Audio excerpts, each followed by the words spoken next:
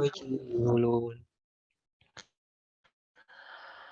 malam yakun fihi ilmu lam yakur rajul Anahu zainul fata wal fiqhu hilyatuhu Faman ada minhuma fa'adadhu fil baqari Al-bulghu husnul fata wan nutqu tatrizu Faman khala minhuma fa'adadhu fil himari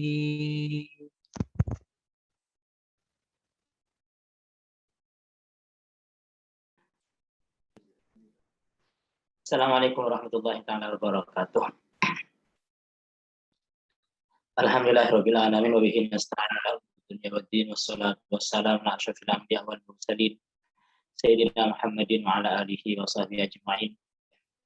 Inna asdaqal hadithi kitabullah wa khairal hadi hadi sayyidina Muhammad sallallahu alaihi wasallam wa syarrul umuri muhdatsatuha wa kullu muhdatsatin bid'ah wa kullu bid'atin dhalalah wa kullu dhalalatin finnar. Allahumma inni a'udzubika an adilla au udalla au azilla au uzalla au adlima au udlama.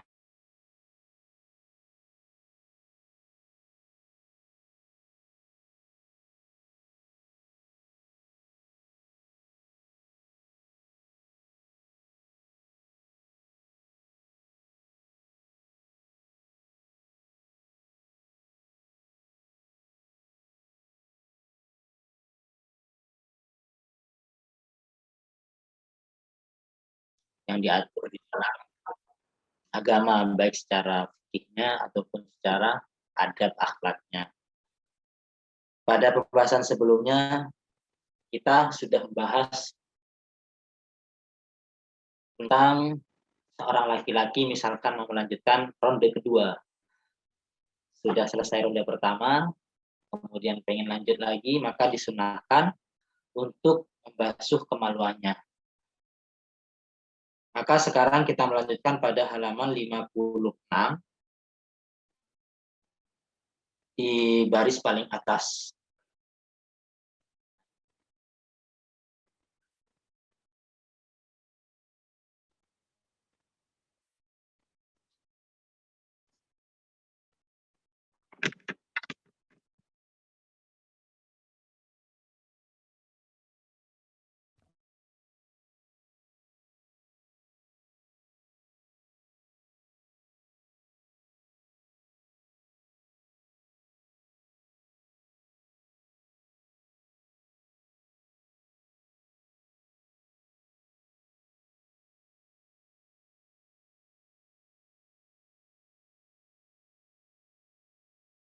Taqa guslu qadi bihi bidaka hukiko. Dalam syair ini dikatakan wa kullu ma'in, adapun setiap air baridin yang dingin, ya sahi wahai sahabatku, yumna'u ialah dicegah syurbuhu apa minum air dingin ini ala nikahi kepada orang yang nikah, artinya orang yang mau melakukan hubungan suami istri atau pasca melakukan hubungan suami istri. Kada kasahi ba'dawat in yutaqo, demikian pula juga wahai sahabatku dicegah, dilarang, hendaknya dijauhi ba'dawat in setelah melakukan hubungan suami istri. Yutaqo dijauhkan atau dihindari, guslu qadibihi apa membasuh. Qadib itu kemaluan laki-laki itu kan ada batang, ada dakar yang bagian atas. Ini yang disebut batangnya. Dihindari untuk membasuh batang kemaluan. rudalnya itu, bagian rudal yang dipegang itu apa namanya? Bagian panjangannya, bukan bagian ujung gitu loh. Bukan bagian ujung tapi bagian batang, itu juga jangan dibasuh menggunakan air dingin. Bidakah dengan air dingin hukiko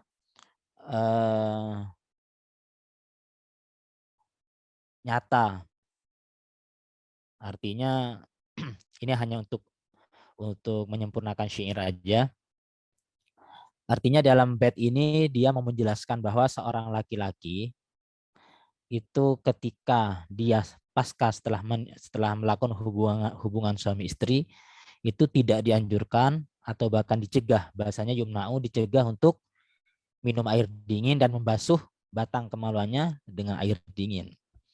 Akhbarah, syarahnya gimana? Akhbarah rahimahullahu annahu yumna'u syurbul ma'il baridi akibal wat'ih. Ibnu Yamun di sini memberikan informasi bahwa minum air dingin setelah melakukan wati, setelah melakukan hubungan suami istri itu dilarang. Wakada demikian juga ghuslud dzakari, membasuh dakar dengan menggunakan air dingin. Itu sama-sama dilarang. Alasannya kenapa? Lidororihi, karena ada mudorot. Ada mudarat yang akan ditimbulkan ketika seseorang itu minum atau membasuh kemaluannya menggunakan air dingin pasca dia check in. Qala fil idohi, berkata musannif dalam kitab idoh, wala yambagi ayyugusala dzakaruhu bil ma'il baridi akibal jima'i. Tidak seharusnya seorang laki-laki itu membasuh dakarnya menggunakan air dingin seusai dia melakukan hubungan suami istri.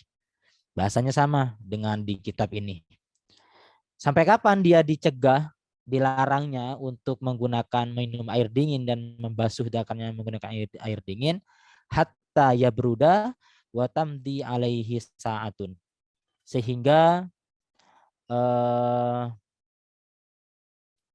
apa namanya? Ya bruda, yang maksud itu dingin, hawa nafsunya itu sudah kembali normal. Orang kalau sedang bernafsu itu kan panas, bawaannya hawanya panas karena libidonya sedang naik. Nah, kapan kemudian bisa boleh meminum air dingin ini? Ketika libidonya udah turun kembali. Nafsunya sudah turun kembali, baru itu boleh. Wa tamdi alaihi sa'atun, dan juga telah berlalu beberapa saat. Tunggulah beberapa saat. Jadi ketika habis selesai ejakulasi, inzal, udah diam dulu, jangan minum dulu, jangan dibasuh dulu. Biarkan dulu nafsu itu mulai turun sampai kemudian stabil kembali, baru boleh melakukan dua hal ini. Tumakola kemudian melanjutkan syairnya Ibnu Yamun, wa naumuha ba'dal faragi ya fata bijambihal aimaniha kama ma'ata. Adapun tidurnya seorang istri ba'dal faragi, setelah selesai dari melakukan hubungan suami istri, ya fata, wahai para pemuda, bijambihal aimani, dengan meletakkan sisi kanan, haka ambillah olehmu, ma'ata, terhadap keterangan yang datang ini, seorang istri yang ketika dia itu selesai melakukan hubungan suami istri, dia berpaling atau dia itu belok ke arah kanan, meletakkan badannya miring ke kanan, yujibu sohi dakaron, itu akan berimplikasi, yujibu berimplikasi sohi, wahai sahabatku, kepada apa? Dakaron, kepada anak laki-laki. Artinya nanti misalkan dari hubungan suami istri yang ini melahirkan seorang anak, maka berpotensi lahir anak seorang laki-laki. Waksuha, sementara sebaliknya, dzakartu ya sahih, saya menyebutkan biaksihin tama, dengan sebaliknya akan berkembang. Artinya sebaliknya itu ketika seorang istri usai melakukan hubungan suami istri, dia berbalik ke arah kiri, condong ke kiri, maka dia akan mendapatkan anak yang sebaliknya, yaitu anak perempuan. Artinya berarti kalau kita seorang laki-laki dan perempuan, seorang suami istri pengen punya anak laki-laki, maka istrinya selesai usai ejakulasi itu istrinya condong ke arah kanan. Kalau seandainya pengen anak perempuan, maka balik ke arah kiri, menghadapnya ke arah kiri. Qala fin nasihati dikatakan dalam kitab An-Nasihah, wa idza arada takwin al-waladi dzakaran falya bin imani. Ketika seorang suami itu menginginkan takwin al-waladi untuk memproduksi seorang anak, pengen bikin anak nih, pengen bikin anak dzakaron yang laki-laki, falya murha maka perintahkanlah kepada istrinya itu bin naumi ala syakihal aiman untuk tidur dalam posisi dia menghadap ke arah kanan. Di sisi kanannya, tidur miring ke arah kanan gitu. Kalau kita pengen punya anak laki-laki, maka suruh istri kita untuk tidurnya menghadap ke arah kanan. Inda farogihi setelah selesai jima. Wal untha bil aksi. Kalau seandainya pengen anak perempuan, maka lakukan hal yang sebaliknya. Dia menghadap ke arah kiri, ke sisi kiri. Walil bitolati binaumiha mustalqiyatan ala dhahriha. Kalau seandainya seseorang itu pengen nggak punya anak, artinya pengen istirahat lah. Jadi gimana anaknya ini nggak jadi, sekalipun udah ejakulasi di dalam, ini nggak jadi anak. Gimana? Maka perintahkan istrinya itu binaumiha dengan tidurnya istri mustalqiyatan dalam kondisi dia terlentang. Berarti dia menghadap ke atas begitu. Itu kalau nggak pengen punya anak, itu nggak jadi. Kalau pengen jadi, silahkan bisa balik kanan atau bisa balik kiri. Wanawihi dan semacamnya. Artinya tidak balik kanan, tidak balik kiri. Bisa telentang atau bisa apa? Tengkurap. Bisa napang. Napang atau telentang. Wa qala Ibnu Irdun, qala sahibul idah yang bagi idza ahassa bil inzali ayyamila ala jamihil aiman. Dikatakan oleh Ibnu Irdun bahwa dalam kitab Al-Idah, Sahibul Idah, beliau mengatakan yang bagi seharusnya atau seyogianya bagi seorang suami itu idza ahassa bil inzali, ketika dia sudah merasakan pengen keluar ini, sudah pengen ejakulasi, maka dia dianjurkan ayyamila ala jambil aiman, untuk condong ke arah kanan. Jadi bukan hanya si istri nanti yang dia selesai usai jima dia langsung balik kanan, tapi seorang laki-laki pun, kemarin kan sempat dibahas posisi terbaik yang paling afdol ketika melakukan hubungan suami istri. Posisinya kan laki-lakinya di atas, perempuannya di bawah. Ketika dalam posisi laki-laki itu di atas, kemudian dia pengen punya anak laki-laki, maka dia condongnya ke arah kanan. Ibaratnya turun, menumpukan lutut itu ke arah kanan. Ditumpukan ke arah kanan. Itu kalau pengen punya anak laki-laki. Wa kadzalika idzan taz'a, demikian juga ketika mau cabut, udah keluar nih di dalam, kemudian mau dicabut lagi. Ketika mau dicabut, posisi dakar atau juga posisi seorang laki-laki itu juga tetap dalam yamilaha aidan ala jambihal aiman. Dia tetap dalam posisi condong ke arah kanan. Ketika inzal ke arah di posisi di kanan, ketika mau dicabut kembali dia juga dalam posisi di kanan, condong di kanan. Artinya menumpukan lutut di sebelah kanan. Karena kan istrinya yang disunnahkan atau yang utama itu kan istrinya meluk kakinya, meluk kepada pinggang kita gitu kan. Jadi kita menumpukan kaki kita. Jadi ketumpunya kemana? Jadi ke kanan.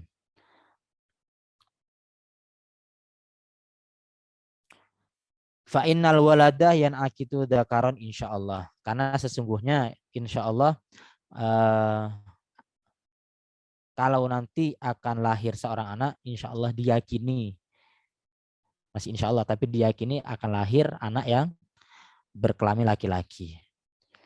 Wa yuqalu, dan juga dikatakan man arada ayyula dalahu dzakaron falyusami hamlam imraatihi bismi Muhammadin sallallahu alaihi wasallam.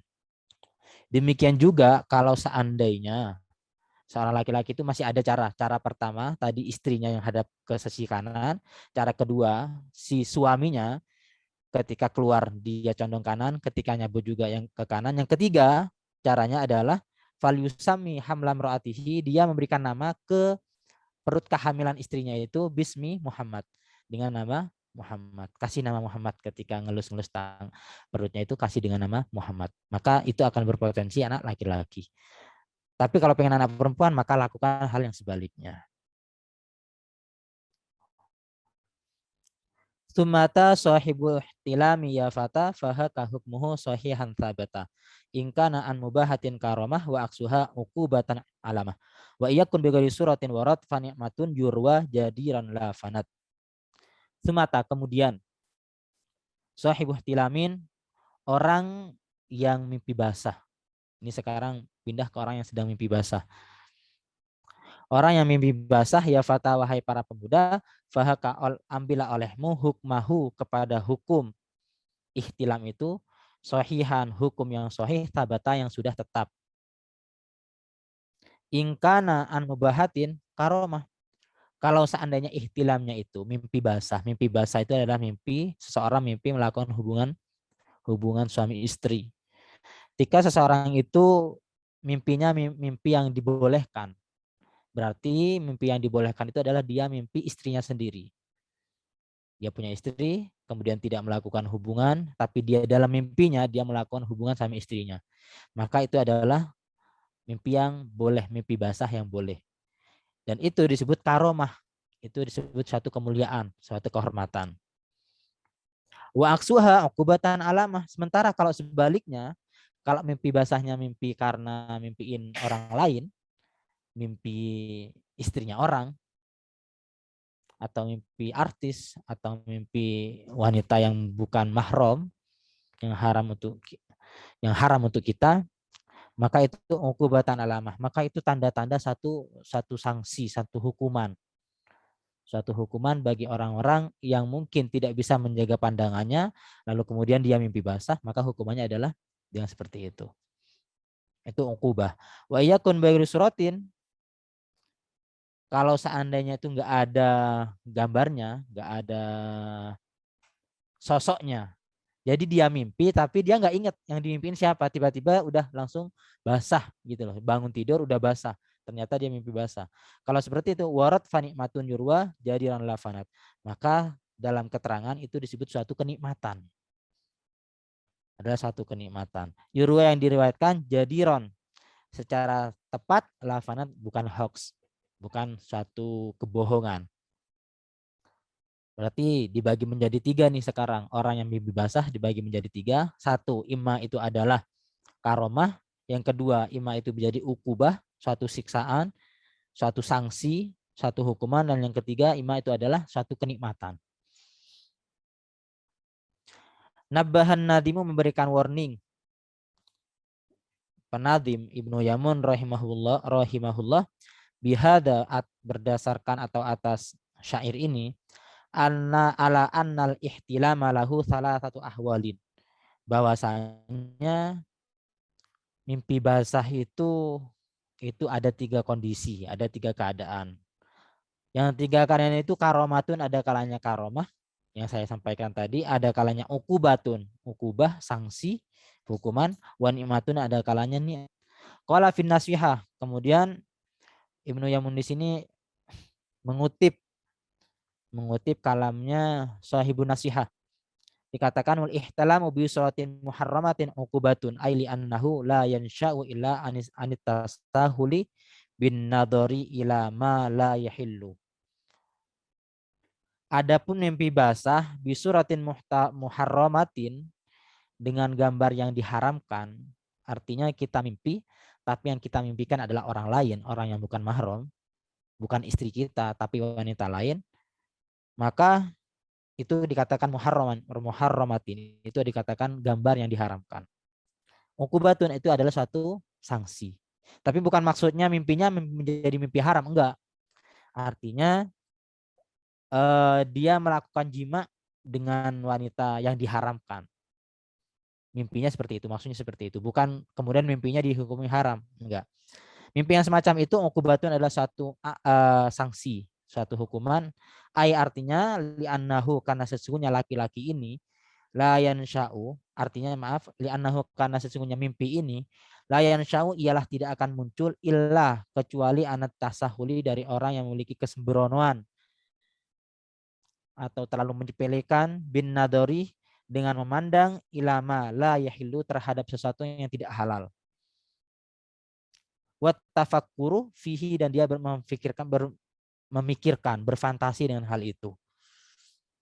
Jadi yang pertama yang menjadi ukubah itu mimpi basah, yang dalam mimpinya adalah wanita lain, itu tidak akan muncul kecuali bagi orang yang dia tidak bisa menjaga pandangannya. Dia yang terlalu sembrono menggunakan pandangannya untuk melihatnya sesuatu yang tidak halal baginya. Kemudian dari sana dia kemudian memikirkan, berfantasi dengan apa yang telah dia lihat. Misalkan udah bisa jalan-jalan keluar rumah, terus melihat ada wanita yang hanya pakai tank top aja, atau habis pergi ke pantai. Di pantai kan banyak, misalkan di Bali banyak turis-turis yang hanya menggunakan bikini segitiga emas aja. Kemudian terbayangkan, dalam pikirannya terbayangkan, difikirkan dan berfantasi. Kemudian tertidur dia.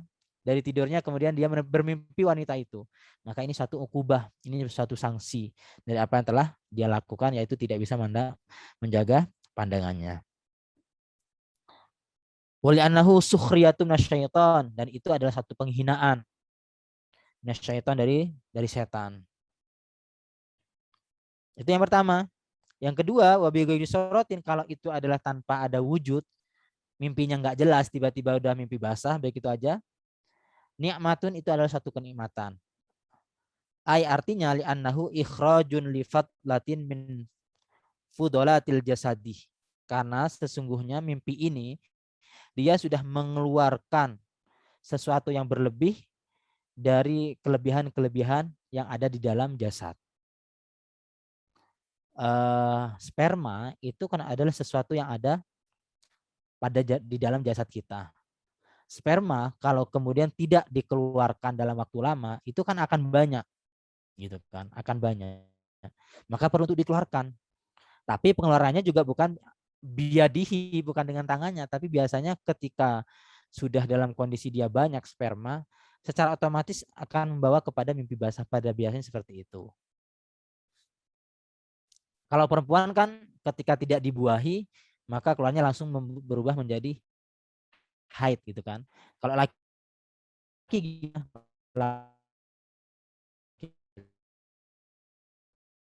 itu adalah satu kenikmatan, itu yang pertama, karena bisa mengeluarkan sesuatu yang kelebihan pada badan kita, bisa dikeluarkan, dan itu nikmat, gitu kan. Dalam mimpi pun ketika keluar sperma itu kan bagi yang laki-laki nih, ini kan ada kenikmatan juga, gitu kan, terasa juga nikmatnya.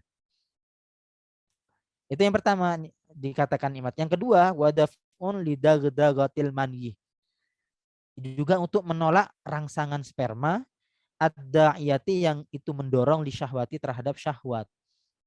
Sperma juga ketika terlalu banyak itu kan juga mendorong untuk syahwat. Syahwatnya menjadi tinggi, gitu kan. Ketika tidak tersalurkan, sebulan misalkan, sebulan tidak tersalurkan, itu biasanya udah menggumpal, ibaratnya itu udah menggumpal yang namanya sperma. Kalau seandainya tidak keluar, maka dia bawaannya nafsunya akan tinggi, libidonya akan semakin tinggi. Maka pengeluarannya dengan cara dia biasanya mimpi basah. Nah, dengan seperti ini, maka dengan adanya mimpi basah yang seperti ini itu kan keluar. Nah, berarti dengan keluarnya sperma, hikmahnya yang bisa didapat menjadi turun kembali, syahwatnya menjadi turun kembali. Karena keberadaan sperma itu mendorong terhadap syahwat. Makanya kemudian ini menjadi satu kenikmatan. Itu yang alasan yang kedua. Alasan yang ketiga, wali annahu yuhsalu bihi thawabul ghusli. Dengan adanya mimpi basah, yang mimpi basahnya itu adalah satu kenikmatan. Yang kedua, berarti pilihan yang kedua, ketika mimpi tapi nggak ada surahnya, dia juga bisa mendapatkan pahala. Pahala dengan dia mandi. Ketika sudah mimpi basah, sperma, dia kan diwajibkan untuk mandi. Ketika dia mandi wajib, itu kan suatu kewajiban. Mandi wajib kan mandi wajib adalah satu kewajiban. Karena satu kewajiban sudah barang tentu akan mendapatkan pahala. Nah, dari sini maka seseorang ini juga akan mendapatkan pahala sebab ihtilamnya itu. Sebab ihtilam maka dia dapat pahala. Makanya dikatakan suatu kenikmatan. Itu macam yang kedua. Macam yang ketiga, wisorotin syar'iyatin. Dan kalau seandainya mimpi basahnya itu dengan surah syar'iyah, yaitu mimpi basah karena bermimpi berhubungan dengan istrinya, maka itu adalah maka itu adalah kemudian. Alasannya li'anna fihi ladzatun bila uqubatin, karena ini adalah satu kenikmatan, satu kelezatan. Bila uqubatin bukan suatu sanksi. Kalau yang pertama tadi kan sanksi dia, karena tidak bisa menjaga pandangan, akhirnya menjadi sanksinya adalah mimpi basah seperti itu. Kalau seandainya yang syariah, yang dia bermimpi istrinya, maka itu adalah satu kelezatan yang itu bukan sanksi. Berarti hanya sebagai mafhum mukhalafahnya dari yang pertama tadi ya. Hanya ini alasannya. Wal karamatu afdalu min mutlaqin ni'mati. Adapun karomah ini yang macam yang ketiga. Mimpi basah dengan dia bermimpi istrinya sendiri, itu masih afdol, masih lebih utama min mutlaqin nikmati daripada kenikmatan dari macam yang kedua. Kalau yang pertama sudah enggak gini ya, enggak masuk ya. Jadi pilihannya yang kedua. Mana yang lebih utama nih? Kita bermimpinya mimpi syariah atau mimpi bila surah. Mimpi ini istri atau mimpi yang enggak ada surahnya tapi kita mimpi basah. Kan sama-sama keluar. Mana yang lebih utama? Katanya masih lebih utama yang kedua, yang karomah. Faidatun. Satu faedah. Qala at-tafjuruni. Mata khafa al-ihtilama falyakul. Idza arada an-nauma Allahumma inni a'udzubika minal ihtilami wa a'udzubika ayyal aba syaitan bi fil yaqdah wal manami thalatha marrat. Ini ada satu faedah dikatakan oleh Imam At-Tafjuruni. Dikatakan mata khafal al-ihtilam. Kalau seandainya orang itu khawatir untuk mimpi basah, enggak mau mimpi basah nih. Falyakul, maka hendaklah dia berdoa idza aradan naumah, ketika dia mau tidur. Kita pengen kita enggak mau mimpi basah atau mimpi mungkin sedang dalam kondisi sedang umroh, sedang menggunakan ihram, kemudian dia mau tidur. Dan kalau seandainya orang ihram kemudian tidur mimpi basah, maka dia kan nanti wajib mandi. Ketika wajib mandi dia misalkan keramas, khawatir nanti rambutnya rontok. Itu kan nanti mewajibkan dam. Kalau seandainya kan digosok-gosok begitu, digosok-gosok. Tapi kan nggak boleh pakai sampo, misalkan hanya digosok-gosok kemudian rontok, maka itu kena dam. Tapi kalau hanya cuma disiram aja, nggak ada masalah. Ala kulli hal, pada kondisi dia itu nggak mau ihtilam intinya, dia nggak mau mimpi basah, maka dianjurkan untuk membaca doa Allahumma inni a'udzubika minal ihtilam wa a'udzubika ayyal aba syaitan bi fil yaqda wal manam. Oh, sampai di sini, sampai bi aja ya. Wa a'udzubika ayyal aba syaitanu bi. Kasih stabilo tuh. Kasih stabilo kalau seandainya kita nggak pengen mimpi basah. Allahumma ya Allah, inni a'udzubika, aku sesungguhnya saya a'udzubika berlindung kepadamu minal ihtilami, dari mimpi basah. Wa a'udzubika, dan aku berlindung kepadamu ayyal aba syaitan, untuk setan itu bermain bi denganku. Mimpi basah sebagaimana dijelaskan di pertemuan sebelumnya kan sempat disinggung. Mimpi basah itu juga bagian dari tipu daya setan. Itu bagian dari permainan setan. Makanya ketika orang sudah ihtilam, kemudian dia bangun, lalu kemudian dia melakukan hubungan suami istri, maka masih disunahkan untuk menyuci zakarnya. Kenapa? Alasannya karena di sana sudah sempat ada permainan setan. Mimpi basah itu sudah ada intervensi setan gitu loh. Setan bermain-main sehingga khawatir kalau habis bekasnya mainan setan, kemudian kita melakukan hubungan suami istri, nanti tercegah turunnya anak yang soleh dan soleha. Disunahkan untuk dibasuh kembali. Ini ya doa di doanya.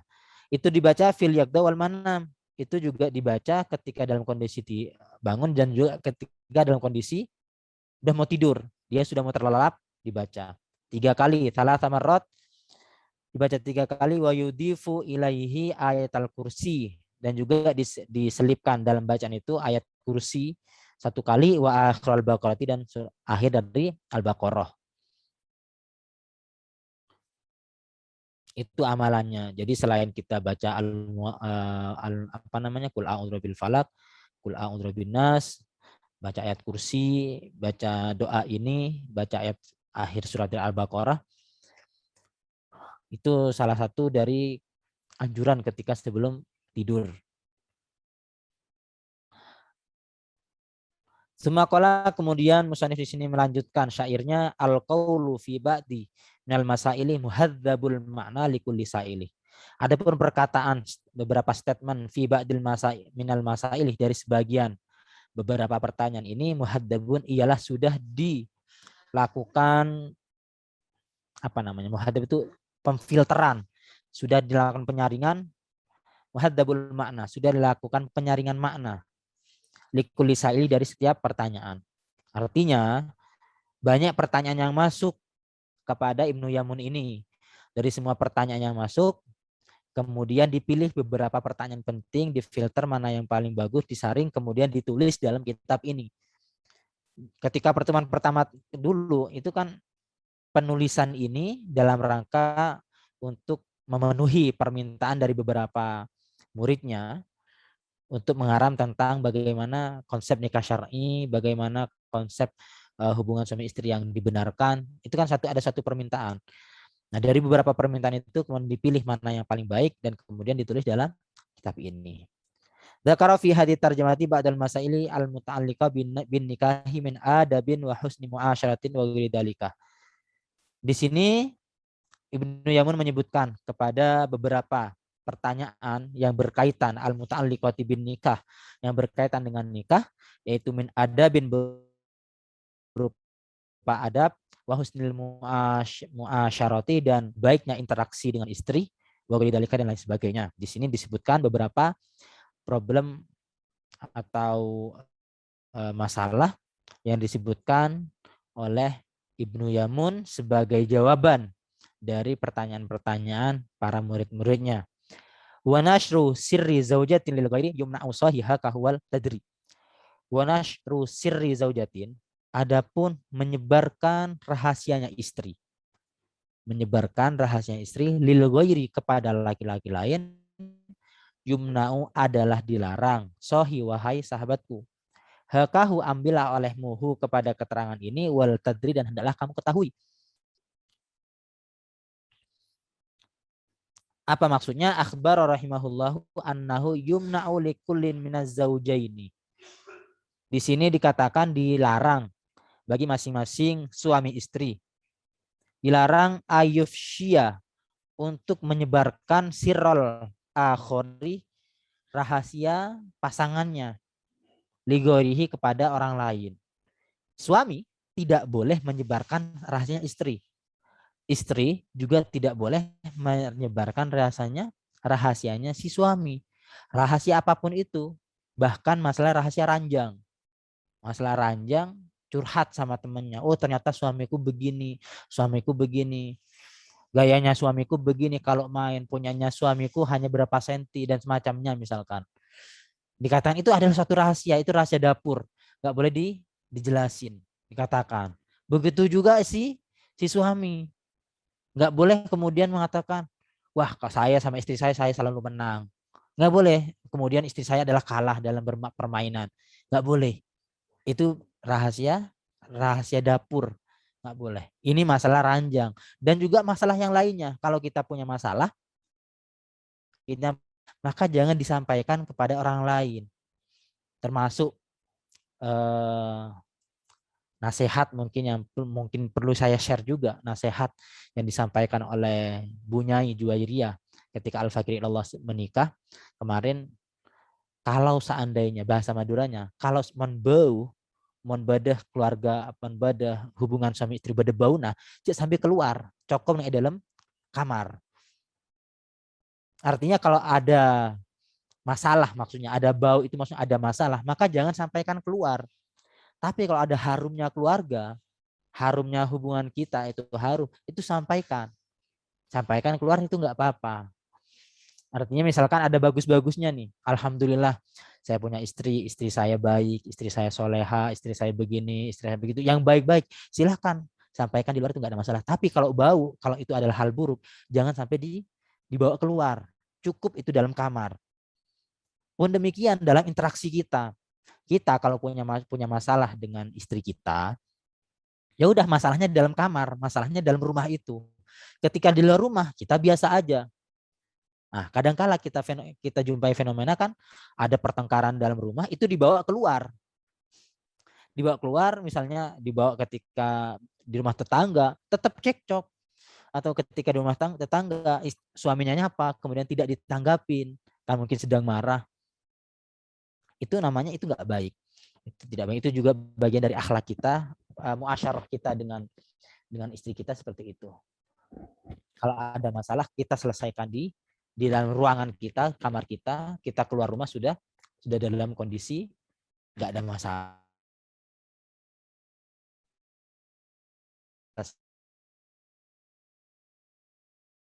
Media yang bisa memediasi kalian, artinya bisa kepada tokoh, bisa kepada kiai, bisa kepada guru, orang yang kalian percaya.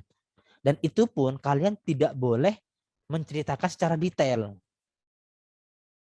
Oh, saya ini hubungan dengan istri saya karena yang perempuan nih misalkan, saya nggak harmonis hubungan dengan suami saya karena suami saya itu ejakulasi dini gitu, karena dia cepat keluar, misalkan masalah hubungan ranjang, jadi saya nggak tahan, sementara saya masih belum terpuaskan.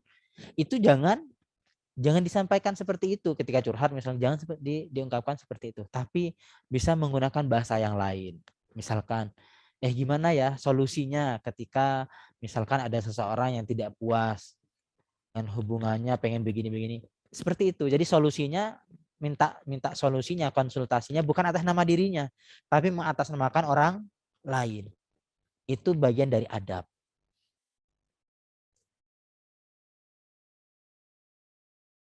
Kenapa hal ini dilarang? Li'anna dzalika amanatun yujibu hifdzuha. Karena itu adalah satu amanah yang wajib untuk kita jaga. Rahasia suami itu juga rahasia kita sebagai seorang istri. Rahasia istri juga rahasia seorang suami. Karena suami dan istri jadi satu istri gak menjadi aibnya suami. Aibnya suami juga aibnya. Itu wajib untuk dijaga. Wa auratun yujibu satruha, dan itu adalah satu aurat juga perlu ditutup. Liwalima warada minal wa'idi asyadidi fi dzalika.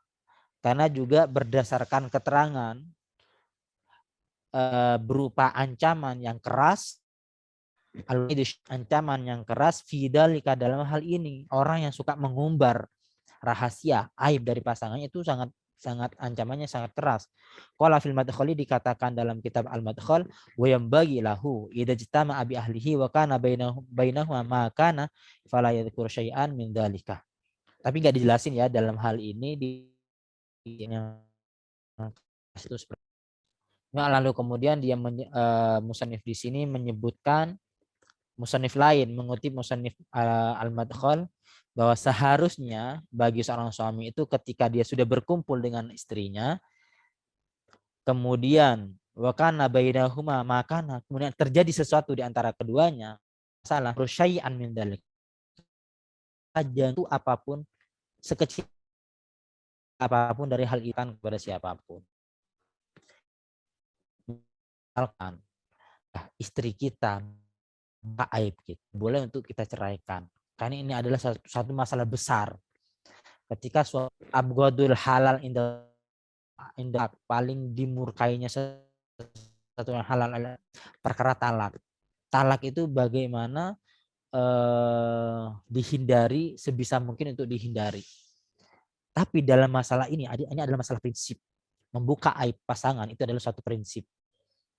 Maka dalam fikih itu sudah boleh untuk diceraikan. Tapi diminta untuk bertaubat dulu, jangan langsung diceraikan gitu, enggak. Diminta bertaubat, artinya bertaubat dia untuk tidak mengulang lagi, bertobat kepada Allah. Kalau seandainya masih musirun bidzalika, masih terus menerus seperti itu, maka boleh untuk diceraikan. Wa qala fin nasihati wala yabuthu, ya, wala yabuthu haditsaha li ghairiha. Wala yabuthu, dan tidak boleh menyebarkan siapa pasangan haditsaha atau siapa suami haditsaha kepada apa ya, kejadiannya si istri, tidak boleh menyebarkan li ghairiha kepada selain istri. Tadi kan laki-laki, gimana kalau diceritakan kepada perempuan? Ditanya, saya cerita tapi sama orang perempuan temannya dia, saya cerita tentang rahasia istri saya. Itu juga nggak boleh. Mau laki-laki mau perempuan itu semuanya nggak boleh. Artinya li anna dalika, alasnya kan apa? Li anna dalika min fi'li sufaha. Ini karena ini adalah perbuatannya orang-orang sufaha, itu lebih dari jahil. Orang jahil itu nggak tahu. Sufaha itu bahasa kasarnya itu goblok. Bahasa sufaha itu bahasa kasarnya adalah goblok, dia di bawahnya jahil. Jahil itu karena ketidaktahuannya kalau jahil. Kalau sufaha itu goblok sudah. Wa kafa bihi annahu lam yakun min amalin man mado, dan sudah cukup bahwa orang-orang sebelumnya, ulama-ulama kita itu tidak pernah melakukan hal yang semacam ini. Ulama-ulama kita tidak pernah menceritakan tentang aib dan rahasia keluarganya kepada orang lain. Kalaupun mau bercerita tentang kebaikannya, dan itu pun juga tidak bagus. Kenapa? Karena ketika kita menceritakan kebaikan istri kita kepada orang lain, orang lain itu akan dijangkit penyakit hati, nanti akan hasut, akan timbul perasaan iri. Atau yang kedua, nanti orang yang kita ceritakan, misalkan kita cerita ke teman kita yang laki-laki, khawatir nanti karena kita menceritakan kebaikannya dia naksir sama istri kita nanti. Oh luar biasa, ternyata istrinya dia itu soleha gini. Akhirnya dia jatuh hati. Ala kulihal, kebaikan dan keburukan sebaiknya tidak diceritakan. Sudah, jalan begitu aja sudah.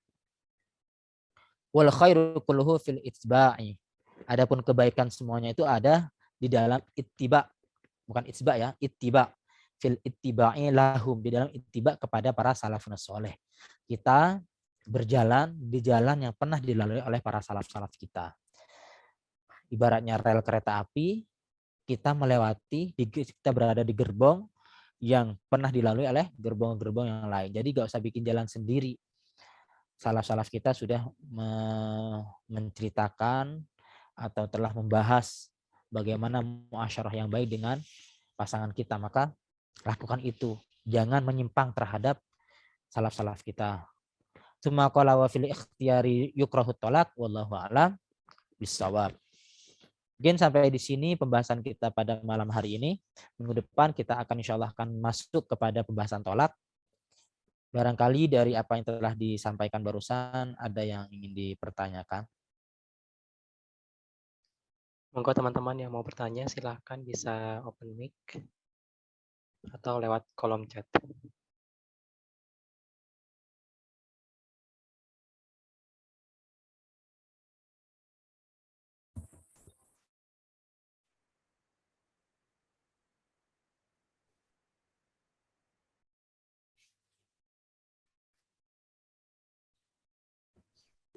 eh ingin bertanya, untuk itu kan kalau mimpi itu kan mimpi basah ya.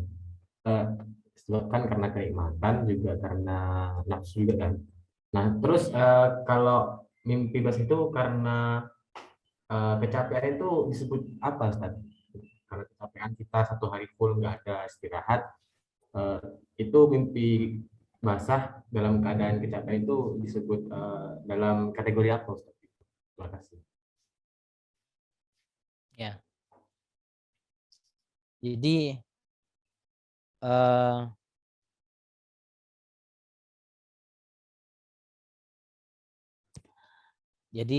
cairan yang keluar dari laki-laki itu kan ada 4. Ada kencing, ada mani, ada madi, ada wadi. Kalau kencing kita sudah tahu. Sperma itu adalah kita sudah tahu. Kalau yang dalam kondisi kita kecapean itu namanya wadi. Itu namanya wadi. Itu bukan mani, itu wadi. Dan wadi itu tidak menyebabkan tidak mewajibkan kepada mandi. Yang mewajibkan kepada mandi itu hanya sperma, hanya mimpi basah karena sperma. Kadangkala orang dalam kondisi kecapean, dia tidak bermimpi. Kemudian ternyata di celananya mungkin ternyata basah. Tapi dia sudah punya aktivitas gitu kan, tadi dari paginya udah aktif kecapean, maka itu namanya wadi. Itu namanya wadi. Dan itu juga biasanya keluar, bisa ima ketika dalam kondisi tidur, dan bisa keluar biasanya ketika selesai kencing. Habis kencing juga kadang keluar agak kental, kemudian bening juga, itu wadi. Kalau madi itu cairan juga yang keluar dalam kondisi kita sedang bernafsu. Jadi ketika kita dalam kondisi bukan sedang bernafsu tapi setengah-setengah, nggak terlalu memuncak. Jadi nafsu nggak terlalu memuncak, jadi masih ibarat itu masih 50%. Itu biasanya sudah keluar madi. Ada keluar cairan juga. Seperti itu, Mas. Jadi kalau yang mimpi basah, maka hanya ada 3 itu.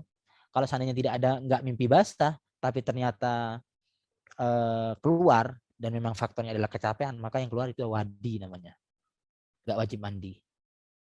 Begitu. Dan kalau wadi itu nggak ada baunya. Nggak ada baunya. Kalau mani itu kan ada baunya. Ketika kita tidur pagi, itu kan udah nggak basah gitu kan, tapi hanya lembab-lembab begitu. Itu baunya seperti adonan adonan tepung gitu. Adonan tepung kalau bikin kue, tepungnya itu kan mirip-mirip. Itu kalau udah kering. Kalau masih basah, itu kan seperti putih telur katanya. Kalau yang laki-laki mungkin sudah bisa membayangkan ya baunya ya. Kalau yang perempuan ini mahasiswinya ini masih belum ini. Ya, nanti kalau udah punya suami dicoba nanti. Maksudnya dibedakan sendiri untuk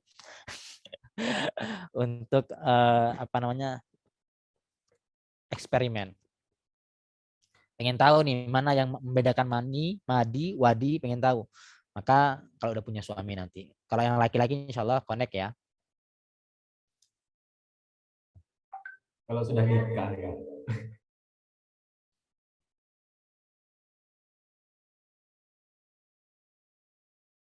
Ya ada lagi mungkin?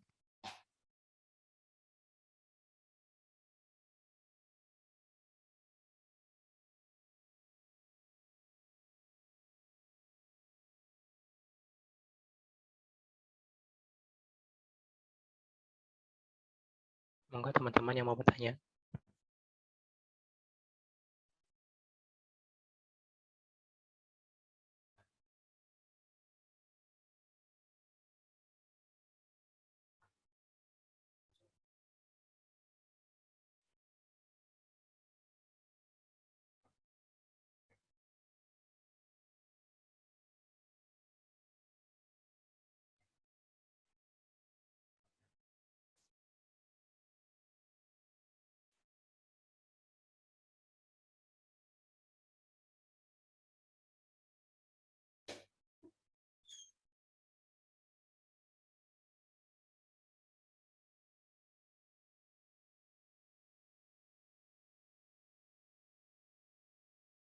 Ustadz, saya mau bertanya, Ustadz. Gimana?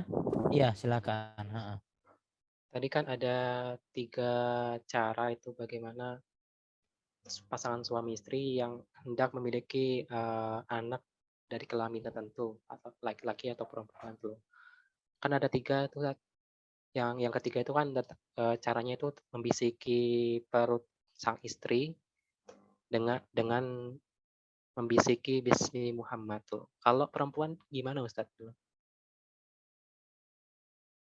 Kalau yang laki-laki bukan langsung dikasih nama aja, langsung kasih nama Dikasih. dengan Muhammad. langsung kasih nama, nggak usah dibisikin, langsung kasih nama dengan Muhammad aja. Nah, kalau seandainya perempuan nggak usah dikasih nama dengan Muhammad, lakukan hal yang sebaliknya. Mungkin Lakukan hal yang sebaliknya. Fatimah gitu saya. Misalkan kayak gitu kan. Enggak sih, kalau di kitab ini kan tidak dijelaskan secara detail. Kalau pengen perempuan harus dikasih nama apa gitu ketika ngelus perutnya. Mungkin kalau kita ngambil mafhumnya, karena di sini secara redaksi hanya dikatakan kalau pengen punya anak cukup langsung memberi nama dengan nama Muhammad, maka kalau halo, mohon maaf tadi mute ya. Kembali saya jawab, kalau seandainya laki-laki tadi memberi nama dengan nama Muhammad, kalau perempuan gimana? Maka dalam teks redaksi yang kita baca malam ini itu kan nggak ada, tidak ada. Jadi mungkin kita ambil mafhumnya, jadi nggak usah dikasih nama Muhammad aja, kita diam saja. Ya mungkin bisa kalau mau istilah sendiri dengan nama Fatimah atau gini. Tapi secara redaksi nggak disebutkan, tidak disebutkan. Jadi lakukan hal yang sebaliknya, nggak usah dikasih nama dengan nama laki-laki, nggak usah dikasih nama dengan nama Muhammad itu. Cukup dengan dua cara yang tadi. Yang pertama, istrinya selesai udah ejakulasi, istrinya langsung berbaring ke arah kiri. Yang kedua juga ketika si suaminya udah mau mencabut kembali juga condong ke sebelah kiri. Seperti itu. Baik Ustadz. Monggo selanjutnya Saudara Syarif.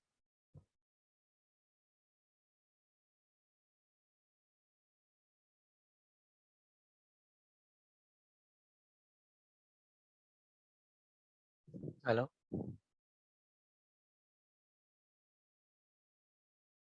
Hostnya mungkin nggak bisa unmute itu Syarif. Iya, udah. Wah, dari tadi nggak bisa buka. Iya, selamat malam Ustadz. 12.000. Iya. Iya, saya ingin bertanya tentang soal mencurhat gitu, Tad. Karena Ya. emang banyak kasus yang di kabupaten khususnya berdasarkan risetnya dari PA Kabupaten Malang mengatakan bahwa tingkat perceraian di Kabupaten Malang itu sangat tinggi. Mungkin salah satu pengaruhnya mungkin karena itu atau karena pecahnya keluarga mungkin. Nah, pertanyaan saya Ustadz, soal tadi kan curhat-mencurhat itu aib keluarga nggak boleh sampai keluar. Nah, pertanyaannya, bukankah diperbolehkan Ustadz untuk bercurhat terhadap seseorang yang disinyalir orang tersebut dapat menyelesaikan masalah kita, misalnya gitu Ustadz. Nah, itu pertanyaannya Ustadz. Nah, kemudian misalnya nanti, ya boleh misalnya. Nah, kira-kira batasan-batasan untuk kita curhat terhadap seseorang itu apa Ustadz kira-kira? Sampai Ustadz? di mana? Ya, sampai di mana kira-kira Ustadz? Atau full kah? Atau gimana kah gitu mungkin Ustadz. Ya, cuma itu aja sih Ustadz. Iya. Ya memang kalau kita punya masalah, sebaiknya kan memang sesuai dengan apa yang disampaikan barusan, itu menjadi rahasia dapur kita. Jangan sampai dibawa keluar. Kalau seandainya kita mencoba untuk komunikasi sendiri, musyawarah sendiri, mencari solusi sendiri, itu langkah pertama yang hendaknya kita lakukan. Kalau ternyata langkah pertama ini sudah nggak bisa gitu kan ya, perlu ada mediator sekarang yang bisa memediasi kita, hubungan suami istri ini gimana bisa mendapatkan satu solusi. Maka gimana kalau seandainya kita mau curhat ke orang lain? Boleh. Kemudian orangnya seperti apa juga. Satu, harus diyakini bahwa orang itu bisa memberikan solusi kepada kita. Ya entah itu kepada kiai, kepada bu nyai, atau kepada guru kita, atau kepada teman kita yang memang dia mungkin psikolog, jadi bisa memberikan masukan, itu boleh. Batasannya sampai di mana? Batasannya itu kalau seandainya itu sangat rahasia sekali, maka jangan disampaikan secara vulgar. kita bisa curhat juga ke orang, minta petunjuk ke orang dengan kita mengatasnamakan orang lain. Jangan mengatasnamakan masalah kita. Misalkan, saya punya teman nih, dia punya masalahnya seperti ini. Ada konfliknya seperti ini, akarnya seperti ini, kira-kira solusinya seperti apa. Cukup seperti itu. Kalau seandainya kita menceritakan diri kita, kalau itu adalah orang yang mungkin belum bisa bijaksana, maka dia nanti subjektif dalam memberikan masukan. Tapi kalau kita mengatasnamakan orang lain, itu biasanya orang lebih objektif. Seperti itu. Jadi tidak menceritakan secara detail masalah kita itu tidak, itu bukan bagian dari adab. Cukup hal-hal, oh saya punya masalah akarnya seperti ini. Kurang komunikasi, istri saya tidak bisa menerima pendapat saya. Gimana cara saya untuk bisa menaklukkan istri saya? Mungkin seperti itu cukup kan? Saya punya masalah, masalahnya komunikasi saya dengan istri saya kurang baik karena kita memiliki sifat yang mungkin sama-sama temperamen, gampang emosi. Gimana nih caranya untuk mengatasi ini? Itu kan masih lumrah. Tapi kalau seandainya sudah masalah yang sangat sangat rahasia, itu tidak sebaiknya. Misalkan cerita saya si istri misalkan curhat minta solusi karena memang hubungannya kurang harmonis, kemudian tahu akar masalahnya itu karena adalah masalah ranjang. Tak sedikit kan kalau seandainya di PA tadi yang disebutkan sama masnya tadi, di PA itu nggak semuanya karena masalah ekonomi. Itu juga salah satunya yang banyak itu masalah ranjang yang tidak memiliki kepuasan. Itu kemudian menjadi pemicu terjadinya perceraian. Itu juga banyak hal yang semacam itu. Nah, ketika masalahnya misalkan sumbernya sangat rahasia semacam ini, dia tidak puas dengan suaminya, enggak mungkin kemudian dia harus cerita kepada mediatornya ini dengan hal yang detail itu. Itu enggak baik. Gimana? Dengan cara menceritakan orang lain. Saya punya teman saya ini dia kurang puas sama suaminya sehingga komunikasinya nggak baik, selalu tengkar. Ini gimana ya cara ngasih solusinya? Bisa seperti itu. Jadi mengatasnamakan orang lain. Seperti itu Mas ya. Wallahu a'lam. Mungkin ada lagi?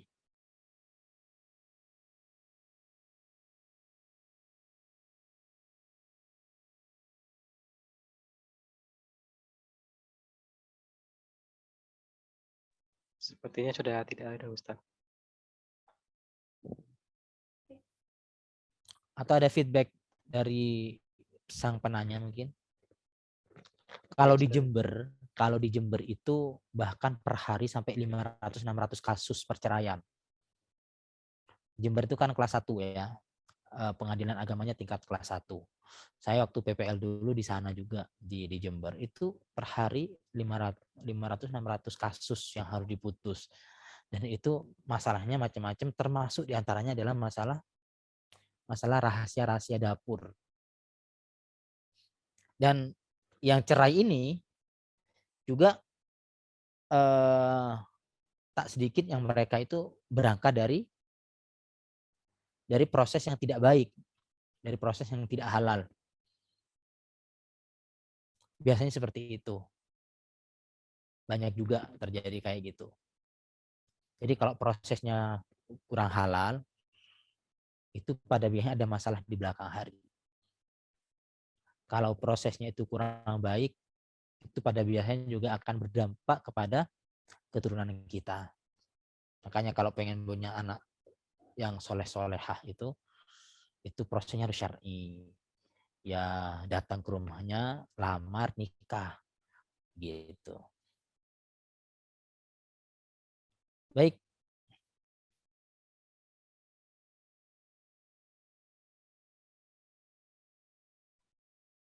Ya, sepertinya bisa langsung diakhiri mungkin Ustaz karena tidak ada feedback. Ustaz bisa menutup dengan bacaan doa juga.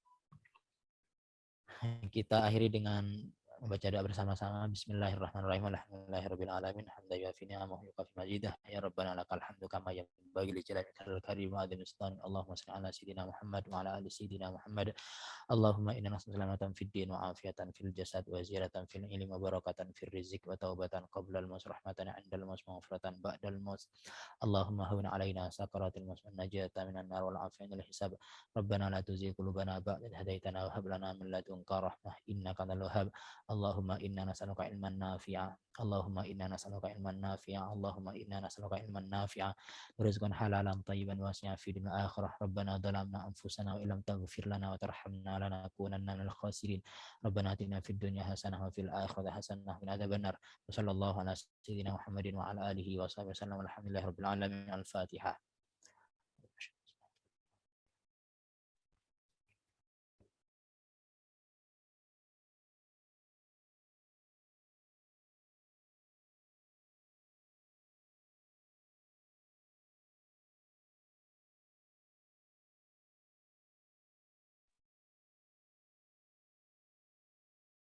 Mic-nya mati, Ustaz. Alhamdulillahirabbil alamin. Baik, saya Assalamualaikum warahmatullahi wabarakatuh. Waalaikumsalam Waalaikumsalam. warahmatullahi wabarakatuh.